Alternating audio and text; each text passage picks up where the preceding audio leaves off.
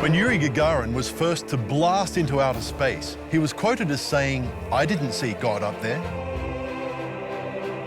Since then, space research has revealed hundreds of factors that had to go exactly right for life on Earth, and even for the universe itself to exist. Don't you wonder why? Were we just astronomically lucky to be here at all? Or was a great mind involved? Now there's a big, big question. We'll play around with gravity. Too much and too little. We'll look through radio telescopes at the masterpiece and talk to stargazers, some who think there is no God. In the beginning, there was nothing, and something came from it. There's a long story that tells you how, and I wrote it down. And some who think this fine-tuning shows a great mind. Way too many things went right for this just to be attributed to chance. Forget Jesus, the stars died so you'd be born. Some say we're accidents in a universe born by chance. Some say we're children of God. I'm Grenville Kent, a Christian academic, and the new atheists have got me questioning my faith. So I'm going wherever the questions take me with my ever-curious son, Marcus, and talking to leading thinkers on both sides of the God question. Because I really want the evidence. Is there a God? And will I ever find a hat that fits? Bullshit, bullshit.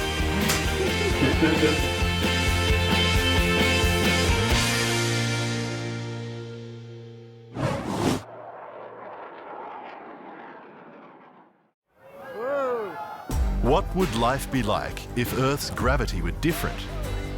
Our flight started us with Martian gravity, which is 1/3 of ours because Mars weighs 1/3 as much as Earth.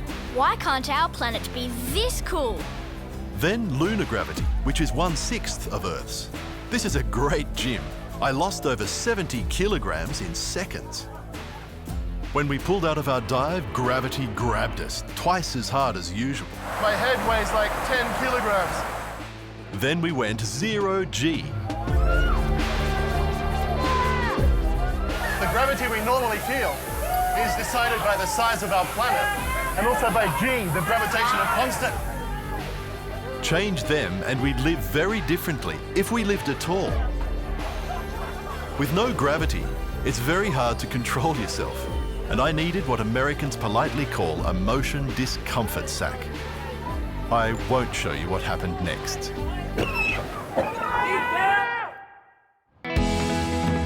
Dr. Kevin Fong specialises in space medicine.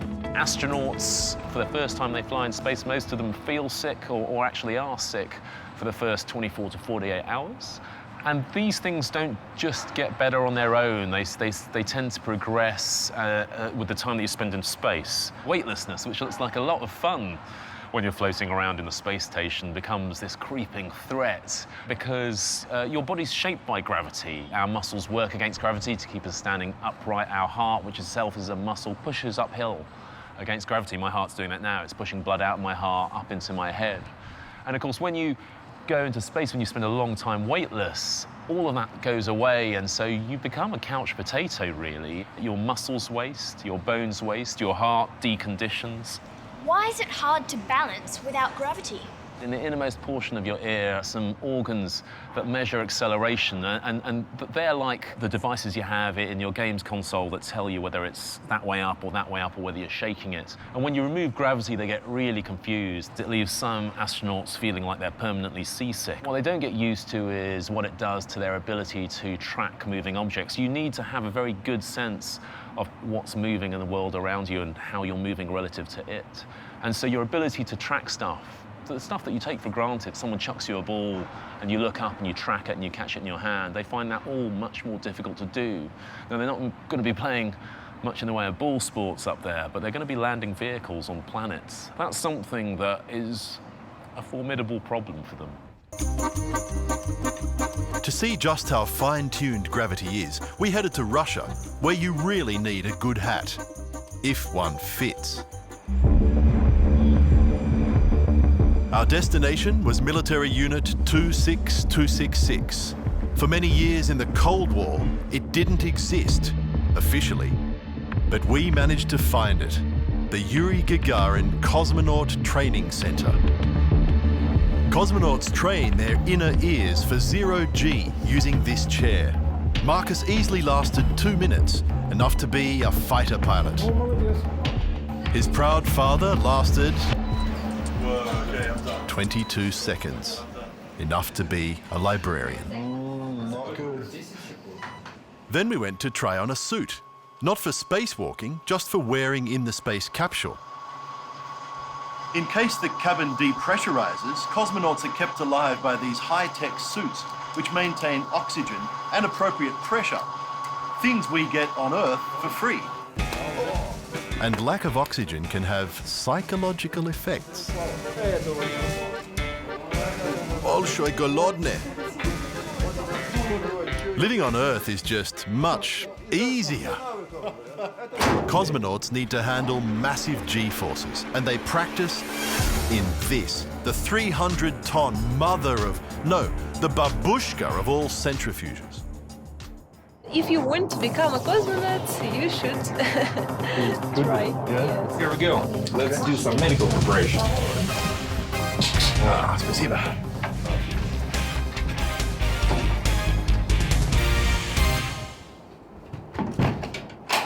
На помосте закрыть кабину, брать мост, подготовиться к вращению.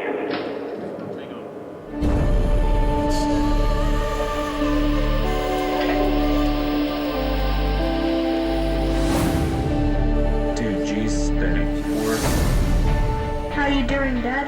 I'm okay, I can still lift my head. 3G static force. I can lift my head just. Oh, it doesn't feel good though. Try to put the hand close to your My face. hand's close to my face. Power lifting my own hand. Oh. I got to 3.5G. Breathing was difficult. I couldn't eat or drink, and I'm pretty sure I couldn't reproduce. So how would the human race exist in 3.5G? Lucky Earth isn't 3.5 times heavier. Or was that just luck? How do cosmonauts eat?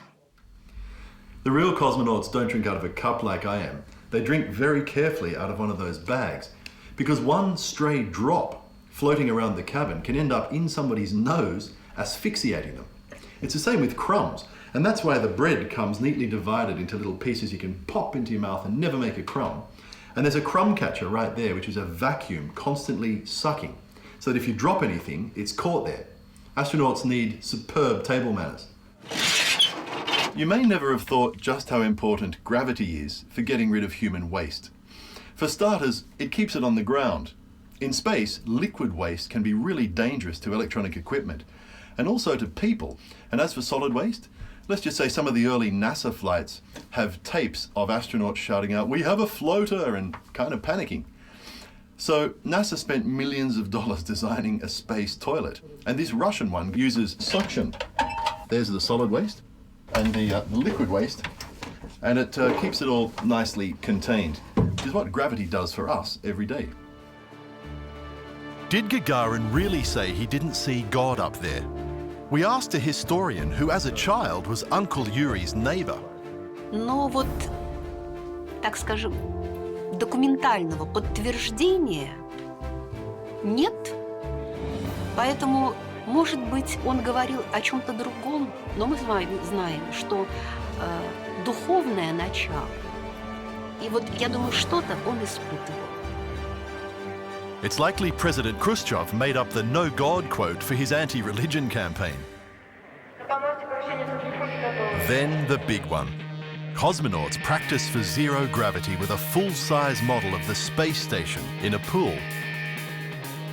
The suit was awkward, and with 100 kilograms of high-tech gear on my back just to keep me alive, I started to appreciate the freedom I take for granted on Earth. Could our bodies ever really adapt to life in 0G? You need to plan even the simplest actions. It's a different planet.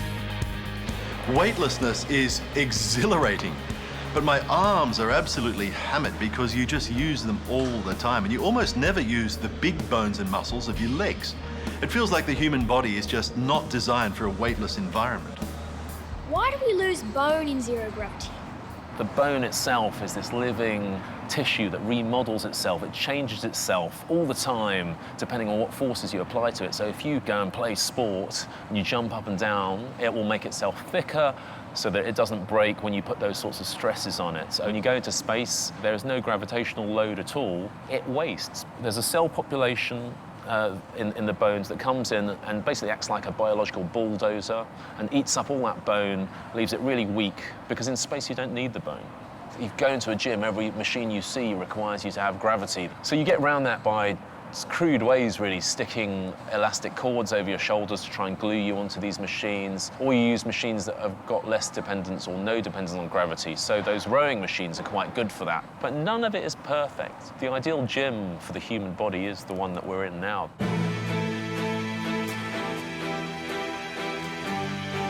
We travelled to the world's driest desert in Chile, where clear skies attract the most high-tech telescopes. The size, the beauty, I just run out of words.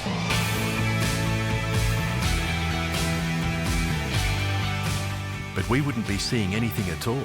We wouldn't be alive, except that hundreds of factors went right for us on this little blue planet. You need to be the right distance from your star. Venus is close to the sun and boiling. This is Venera 9. Well, the spare copy. The other one went all the way to Venus and lasted an hour and 10 minutes in the 460 degrees Celsius environment. Tough place to live. Mars is further than us and freezing.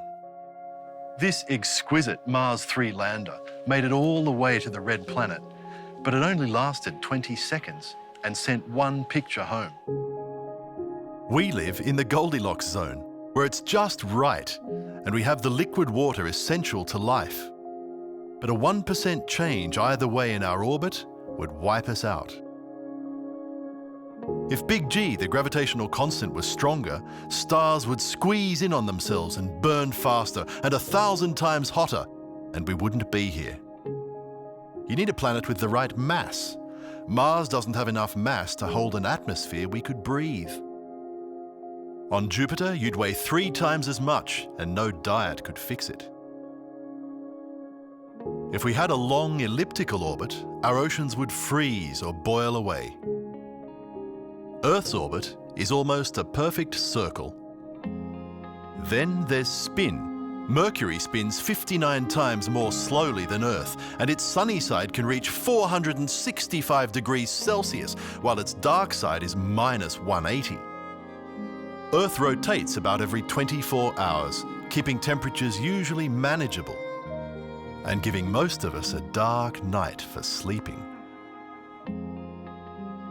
We spin on an angle of 23.5 degrees, which gives us seasons. Much more angle and they'd be too extreme. The moon stabilizes Earth's spin, and its gravitational pull attracts our oceans, causing tides that stir and cleanse. Plus, the moon appears in so many love songs, it helps the human race survive. Jupiter blocks asteroids and comets from slamming us, a 300 times bigger brother looking out for us. But if it were much nearer or bigger, it could attract us gravitationally and knock us out of our orbit. The sun is like billions of nuclear bombs per second, blasting out heavy radiation called the solar wind. But its particles are deflected by Earth's magnetic field, which exists thanks to lots of iron in its core. Much less magnetic field and the radiation would be fatal. Much more magnetic field and we'd have severe electromagnetic storms. Our solar system is 9,000 million kilometers across. Are we there yet, Dad? That's less than 1,000th of a light year. But our Milky Way galaxy is 100,000 light years across. At the roundabout, take the third exit and continue 100,000 light years. Even on this gigagarous scale, there's fine-tuning. We live near a spiral arm, far enough to avoid thick traffic, near enough for protection from radiation from the core of the galaxy, far enough to have a great view. We used to think our galaxy was about it, but now we see 100 billion galaxies, each with 100 to 200 billion stars. And the observable universe is 28 billion light years across. Why should this huge show be friendly to us? Most of it has no air, fatal radiation, and gigantic players. Why is there a corner of the universe that allows us to live and to wonder?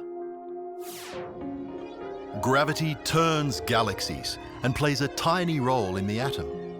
If its force were bigger, atoms would jam, stars' orbits would shrink. If gravity was smaller, everything would fly apart. Gravity is one of the four most basic forces of nature.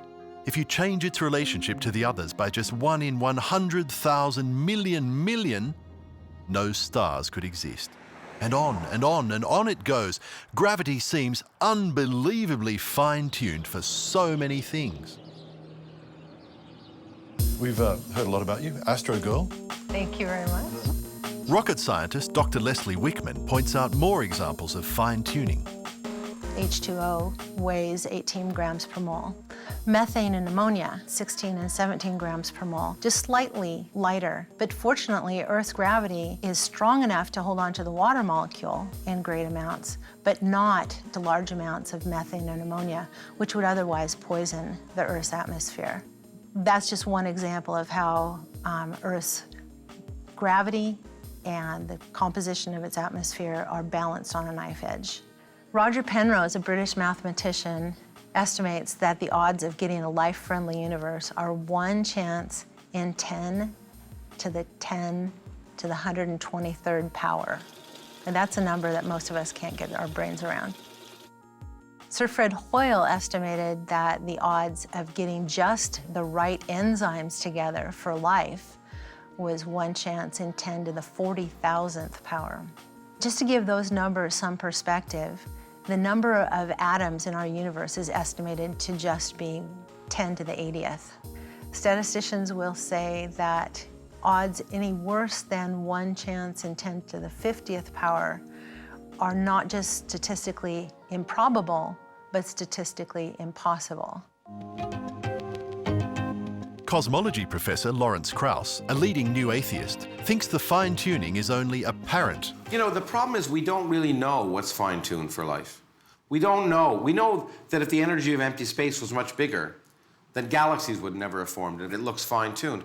But, you know, we don't really know that, because what if you change that and change other constants of physics at the same time? Could life be possible?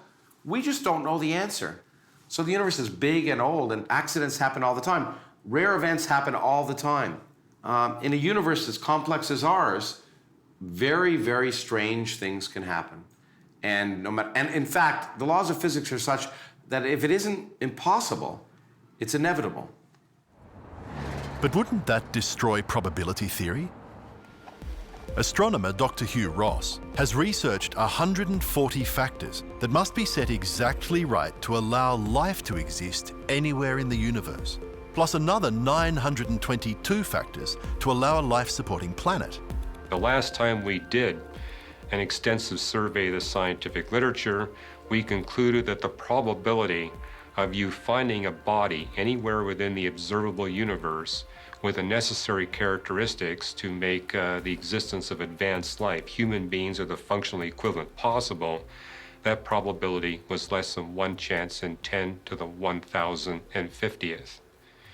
As we continue to research the literature, we're adding about 6 zeros a month, which means every month the evidence gets 1 million times more persuasive. 1 in 10 to the 1,050. If a lottery ticket gave you 1 chance in 100 million, you'd have to win 131 times in a row. Miss once, and we never get to exist. And each month's research makes those odds look 1 million times worse. It would be very hard for us to live in a universe in which we couldn't live. In fact, that'd be much more surprising. Some atheists say we shouldn't be surprised that we live in a universe that supports life. because if it didn't, we wouldn't be here to see it. But let's apply that logic to a firing squad. Company! Achtung! Das Gerät! Fertig! Fire! How would you feel if you survived? If you didn't, you wouldn't be around to see it. But wouldn't you be very surprised? Wouldn't you look for a reason why you're alive against the odds? For me, an even more basic question is why there's anything at all.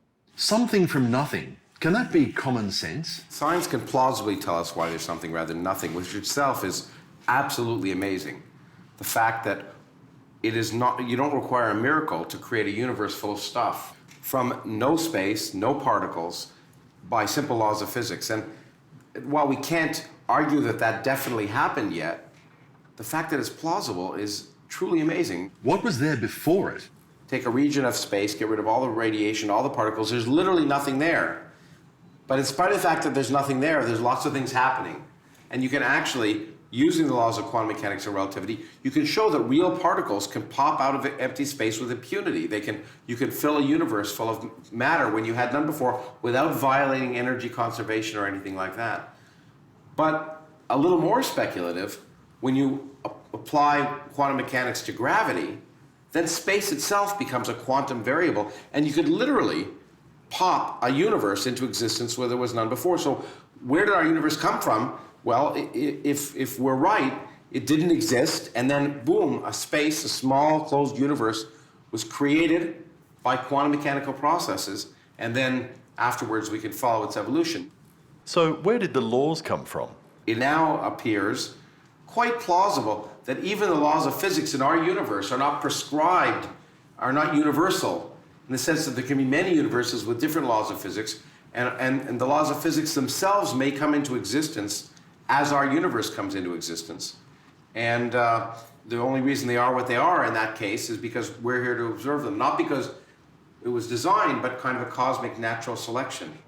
Wouldn't it be even harder to make many universes without design? And if these universes are by definition not observable, is this really science or sci-fi? Physics or metaphysics? But if the original nothing has things happening, is it really nothing? Can space, matter, and even laws just pop into existence from actual nothing, with no thing and no one to cause them? Does that defy logic? I asked philosopher Dr. William Lane Craig. Some people have suggested that perhaps the universe caused itself to come into being, but I think that idea is really logically incoherent. In order to be a cause of itself, the universe would have to exist prior to its existence in order to bring itself into existence. So this is truly a vicious circle. It's like trying to pull yourself up by your own bootstraps. That's impossible. So the idea that the universe could be a self-caused being, I think, is simply logically incoherent. If God created the universe, where did God come from? I think this question is simply based on a misunderstanding of who or what God is.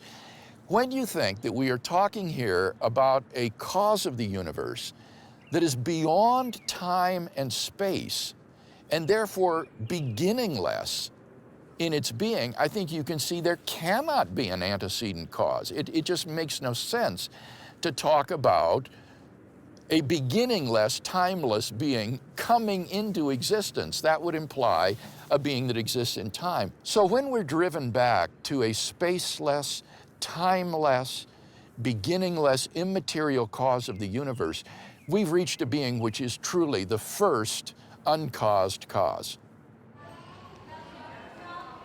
Again. Going up to high-altitude observatories requires a medical check. Congratulations, you can work in the high. I had to leave Marcus back at the hotel because the top of Alma is about as high as the Everest base camp. I pushed on alone. The car chugged well below its normal power, struggling to breathe in the thin air, and I didn't last long. After a change of cars and some more oxygen, I made it to the top. This is a beautiful location, and I love how much information this telescope is pumping into science right now, telling us more about the universe. But I have to tell you, I feel like rubbish up here.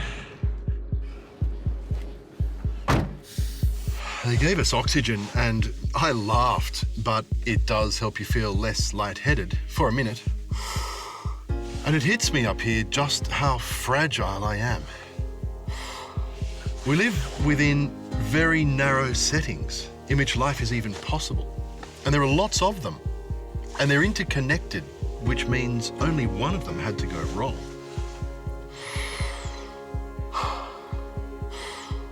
Even in a universe this huge, our odds of being here at all are still much less than 1 in the number of atoms in that universe. So is chance really our best, most scientific explanation? Could the universe self-cause, arising from nothing? Or is it more logical to look for a cause of the universe outside the universe itself? Could there be someone out there who planned all this? Maybe even likes us? What do you think?